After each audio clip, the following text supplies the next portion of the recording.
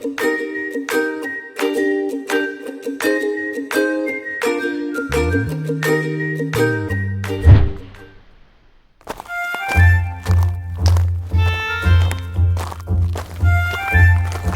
குட்டீஸ், என் பேர் தான் எலிஃபி. கடவுள் என்ன இந்த உலகத்தில் இருக்கிற பெரிய மிருகங்கள் ஒன்றாக என்ன படைத்தாரு. அதனால என்ன கடவுள் எலிஃபண்ட்னு கூப்பிட்டாரு. ஓகே குட்டீஸ், உங்க பேர் என்ன?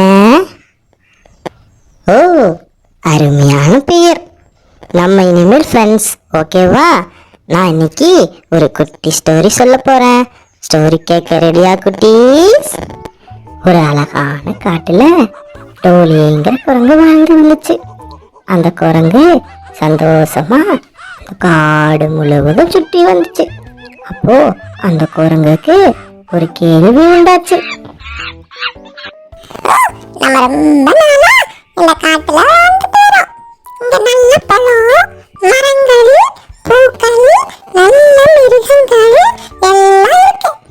ஆனா எனக்கு ஒண்ணு புரியல, இது எல்லாம் எப்படி உருவாச்சு? யார் இதை உருவாக்குனது? ஒண்ணு புரியலையே. எனக்கு தெரியல. உங்களுக்கு தெரியுமா குட்டீஸ்? உங்களுக்கு தெரிஞ்சா எனக்கு சொல்றீங்களா?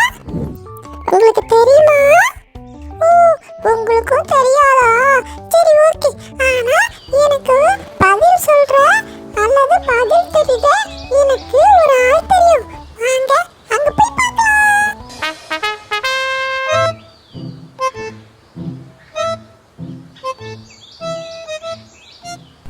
நீ குரங்கு எங்க இவ்வளவு வேகமா போயிட்டு இருக்க? சொல்லு, நானும் கூட வரேன். நானா இங்க இருக்கிற மரம், செடி, கொடி அப்படியே உருவாச்சுன்னு தெரிஞ்சுக்க போறேன். எனக்கு ஒரு டவுட் இருக்கு. என்னையும் கூட்டிட்டு போறியா? கண்டிப்பா கூட்டிட்டு போறவா போலாம்.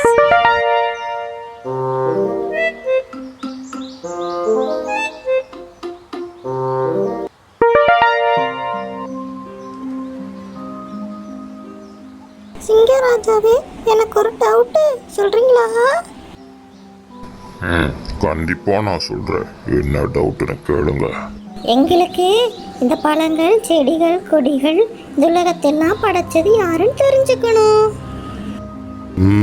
கண்டிப்பா நான் சொல்றேன். இதை நீங்களும் தெரிஞ்சுக்கணும். நல்ல கொஸ்டின் குட்டீஸ், நீங்களும் தெரிஞ்சுக்கோங்க. மரங்கள், செடிகள், பூமி அனைத்தையும் எப்படி உருவாச்சுன்னு தெரியறதுக்கு முன்னாடி நம்ம இதையெல்லாம் எப்படி படைக்கப்பட்டது, யார் படைத்தார்னு தெரிந்து கொள்ளணும். அதுதான் முக்கியம் குட்டீஸ், அதுதான் முக்கியம் குரங்கே. சரி டோலி, நல்லா கேட்டுக்கோ. குட்டீஸ், நீங்களும் நல்லா கேட்டுக்கோங்க. இதையெல்லாம் படைத்தது யாருன்னு தெரியுமா?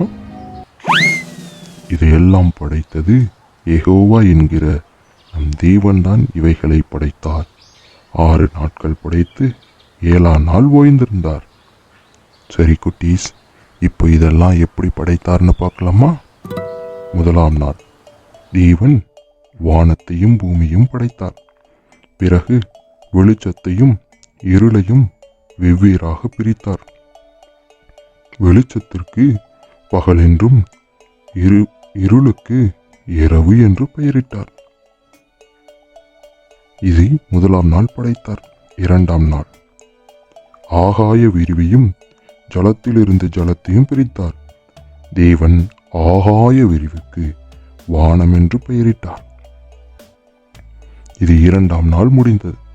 3ஆம் நாளில் தேவன் வானத்தில் கீழிருக்கிற ஜலத்தை ஓரிடத்திற்கு சேர்ந்து வெட்டாந்தரத்தை உண்டாக்கினார். வெட்டாந்தரத்திற்கு பூமி என்றும் ஓரிடத்தில் சேர்ந்த ஜலத்திற்கு சமுத்திரம் என்றும் பெயரிட்டார். தேவன் புல்லையும் விதையையும் பூண்டுகளையும் கனிதரும் விருட்சங்களையும் படைத்தார். இப்படியே 3ஆம் நாள் முடிந்தது. 4ஆம் நாள் வந்தது. பகலுக்கும் இரவுக்கும் வித்தியாசத்தை உண்டாக்கினார்.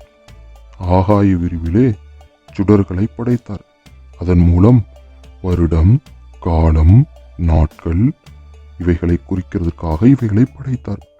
பகலை ஆள பெரிய சுடரையும் இரவை ஆள சிறிய சுடரையும் நட்சத்திரங்களையும் தேவன் படைத்தார். 4ஆம் நாள் முடிந்தது. 5ஆம் நாள் வந்தது. நீந்தும் ஜீவ ஜந்துக்கள், பறவைகள், நீர்வாழ் ஜந்துக்களையும் சிறகுள்ள சகலவித பட்சிகளையும் படைத்தார். 5ஆம் நாள் முடிந்தது. 6ஆம் நாள். 6ஆம் நாள் காட்டு மிருகங்களையும் ஊரும் பிராணிகளையும் காட்டு மிருகங்களையும் படைத்தார். பின்பு தேவன் அவர்களைப் போலவே மனிதர்களையும் ஆணும் பெண்ணாக படைத்தார். தேவன் குட்டீஸ், உங்களை தேவன் அவரை போலவே படைத்திருக்கிறார். அதற்காக தேவனுக்கு நாம் நன்றி சொல்வோம். இப்படித்தான் தேவன் 6 நாட்களும் படைத்து 7ஆம் நாள் ஓய்ந்திருந்தார். அந்த 7ஆம் நாளில் நாம் சபைக்கு சென்று அனைவரும் இணைந்து தேவனை நாம் ஆராதிக்க வேண்டும். சரியா? ஓகே குட்டீஸ், இந்த வீடியோ மூலமாக இந்த உலகத்தை மரங்கள் செடிகள் படைத்தது யாருன்னு தெரிஞ்சிருப்பீங்க. ஓகே, இது மாதிரி நல்ல வீடியோவோட நல்ல கதையோட உங்களை சந்திக்கிறேன். பாய். God bless you.